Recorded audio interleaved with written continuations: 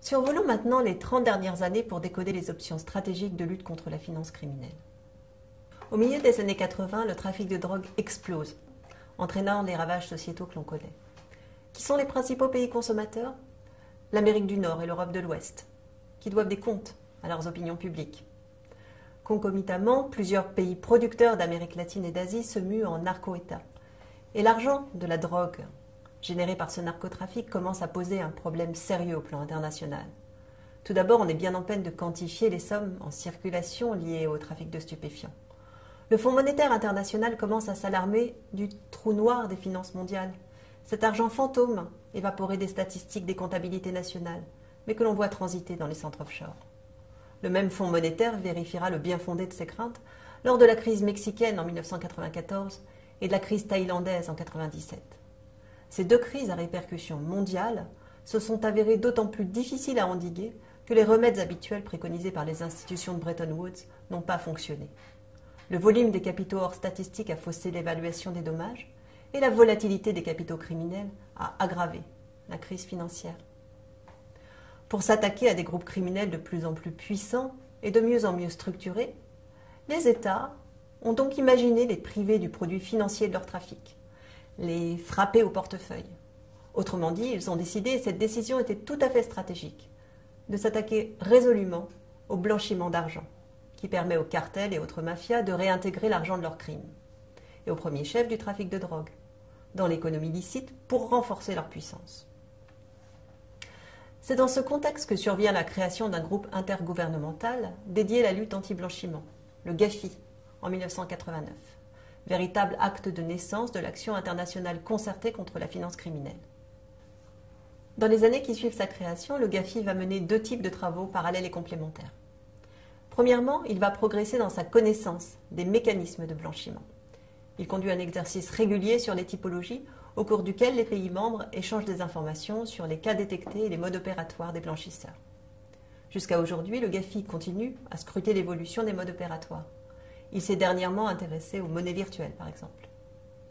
Deuxièmement, le GAFI va édicter des recommandations, publiées pour la première fois en 1990 et révisées régulièrement en 1996, 2001, 2003 et dernièrement en 2012. Ces recommandations se sont imposées comme les normes en vigueur dans la lutte contre le blanchiment d'argent, le financement du terrorisme et celui de la prolifération. Il est donc clair qu'une fois l'impulsion politique initiale donnée, les États ont laissé aux techniciens le soin de concevoir et de développer le dispositif de lutte contre l'argent sale. Ce qu'ils ont très bien fait. Les techniciens produisant naturellement des normes, la machine à normer s'est mise en place et s'est développée à un rythme soutenu, très efficace au début avant de s'essouffler et de montrer ses limites. Parce que l'amélioration de la norme joue maintenant à la marge. Pendant la décennie 90, deux mouvements parallèles vont ainsi progresser et venir renforcer la lutte contre la finance criminelle. Premièrement, la liste des infractions sous-jacentes au blanchiment d'argent a été élargie, du narcotrafic initial à tous les produits du crime, mais également à la corruption et à la fraude fiscale.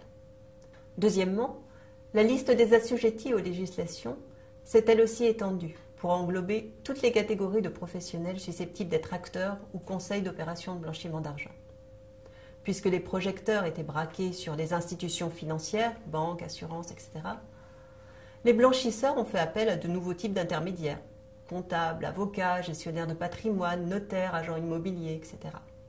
Du coup, les législations ont été progressivement amendées pour inclure ces catégories de professionnels, ce qui n'a pas toujours été simple. À la fin des années 90, la lutte anti-blanchiment a donc beaucoup progressé.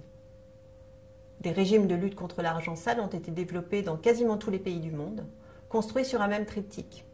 1. La prévention. 2. La détection des transactions douteuses et la déclaration des soupçons aux autorités adéquates. Et 3. La répression, par les efforts portés sur la coopération policière et judiciaire. 10 ans après la chute du mur de Berlin, les États ont donc bien compris que la mondialisation s'accompagnait d'une face noire qu'il était impératif de maîtriser, au moins partiellement. Ils ont donc repris le leadership pour s'attaquer aux centres offshore, à la prospérité aussi insolente que dangereuse. Ce n'est pas un hasard si la publication des 3 listes que nous avons évoquées est survenue quasi simultanément en 2000. Les crises graves à répétition impossibles à contenir, l'essor de la criminalité organisée, le coût devenu insupportable de la fraude fiscale, exigeait que soient changées les règles du capitalisme international. L'an 2000 a donc marqué le début de la reprise en main politique des centres offshore, avec pour chacun des grands pays un rapport de force, mais aussi assez subtilement de chasse gardée, engagé avec les paradis fiscaux de sa zone d'influence. Caraïbes pour les États-Unis, territoire du Commonwealth pour les Britanniques, etc. C'est dans ce contexte que sont survenus les attentats du 11 septembre 2001, qui lancent véritablement la traque au financement du terrorisme. Ce qui s'est joué au moment du 11 septembre illustre bien le décalage possible entre la règle de droit, dont l'élaboration est le plus souvent affaire de techniciens du law enforcement, et son application effective, qui suppose un leadership et une volonté politique. Après les attentats terroristes survenus au Kenya et en Tanzanie en août 1998, une convention internationale pour la répression du financement du terrorisme avait été rédigée et proposée aux Nations Unies, à l'initiative de la France, puis adoptée par l'Assemblée générale en décembre 1999. Avant le 11 septembre, une minorité d'États l'avait signée, en nombre insuffisant pour qu'elle entre en vigueur. Évidemment, le 11 septembre a changé la donne et elle a enregistré un nombre record de signatures au cours de l'automne 2001. Elle est finalement entrée en vigueur en avril 2002. À ce moment de l'histoire, le rythme du politique a rattrapé celui du technicien. Et il l'a même en quelque sorte devancé, car les pays occidentaux, États-Unis en tête, ont survendu la possibilité d'attraper les terroristes d'Al-Qaïda en suivant la piste financière.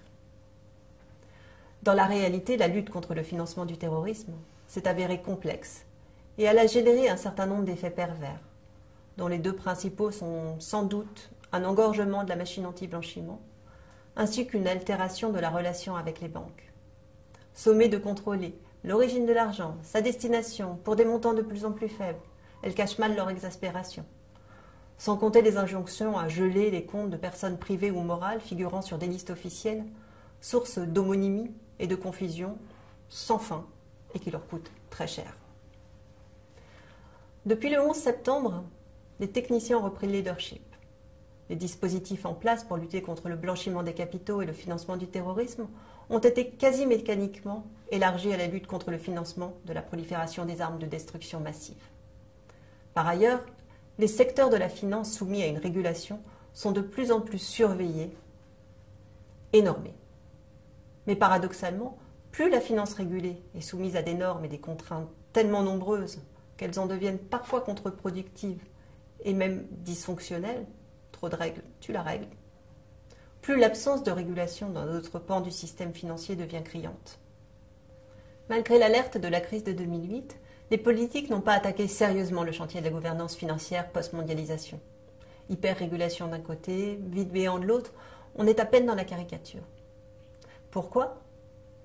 En partie, comme on l'a dit, parce que l'argent constitue cette ressource géopolitique que les États cherchent avant toute chose à attirer, à capter, à contrôler. Parce que le secteur financier est pour ce faire un allié puissant et influent. Et parce que le crime y paie presque toujours. Et en tout cas, profite à beaucoup.